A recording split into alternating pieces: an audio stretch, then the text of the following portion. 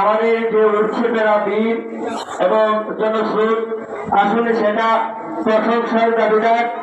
এবং যারা এখনো কনকনে ঠান্ডার মাঝে এখনো দাঁড়িয়ে অনেকে বসে আমাদের সূচনা লগ্ন থেকে এখন পর্যন্ত যারা বক্তব্য শুনেছেন সকলকে আমার ব্যক্তিগতভাবে সকলকে জানাই আন্তরিক শুভেচ্ছা অভিনন্দন। হুজুরের বিভিন্ন জায়গায় সুরাউল এবং কত সময় টাকায় কত সময়ের একটু বিলম্বিত হয়েছে, সবাই ক্ষমা সুন্দর দৃষ্টিতে দেখবেন।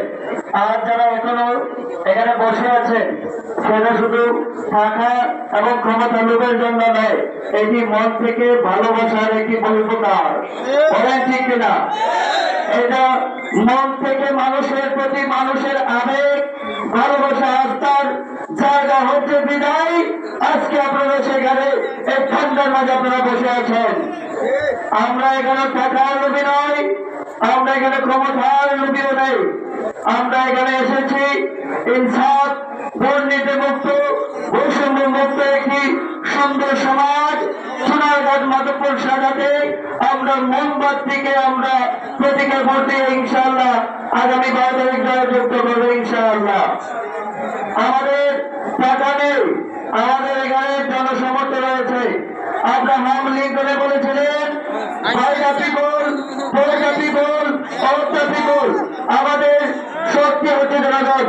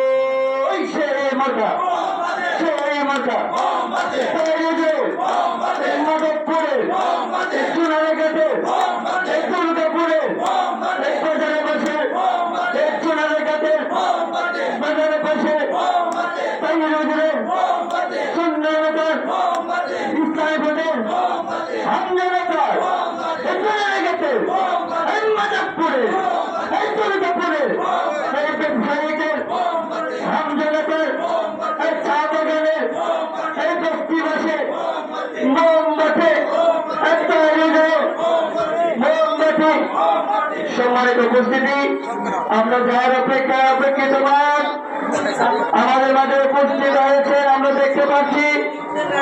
আজকের কর্তব্য সমাজ যার আশায় আমরা এখনো আশান্বিত, যাকে এক নজর দেখার জন্য আমরা এখানে দাঁড়িয়েছি। আমরা অনেকই দূর থেকে আমরা এসেছি হুজুরকে এক নজর দেখার জন্য। সম্মানিত উপস্থিতি, অনেকে এখানে আছেন এবং আজকের এই যে জনস্রোত বিভিন্ন জায়গায় যে মানুষের উঠছে পড়া ভিড়, আমি বিশ্বাস করি যদি প্রত্যেকটা জনগণ যদি মুনাফিকি না করে ইনশাআল্লাহ বাংলাদেশের ইতিহাসে এবং সোনারঘাট মাধবপুরের নির্বাচনের ইতিহাসে সর্বোচ্চ ভোটে মোমবাতি জয়লাভ করবে ইনশাআল্লাহ। আমাদের খেলা শুধুমাত্র শুরু হয়েছে, 12 তারিখ শেষ হবে ইনশাআল্লাহ। 12 তারিখের পর আমরা ইনসাফ এবং দুর্নীতি মুক্ত আমরা সোনারঘাট মাধবপুরকে সাজাতেই আমরা মাঠে নেমেছি। আমরা বিজয় নিয়ে গড়ে তুলব ইনশাআল্লাহ।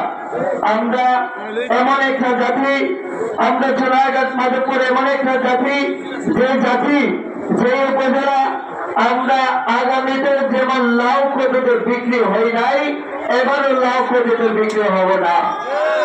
আমরা লাউ কদুতে আর বিক্রি হতে চাই না। আর আমরা 500 টাকা 1000 টাকার বিনিময়ে আমরা আমাদের ইমান বিক্রি করবো না ইনশাআল্লাহ। সবাই প্রতিজ্ঞা করেন আমরা ইনশাআল্লাহ।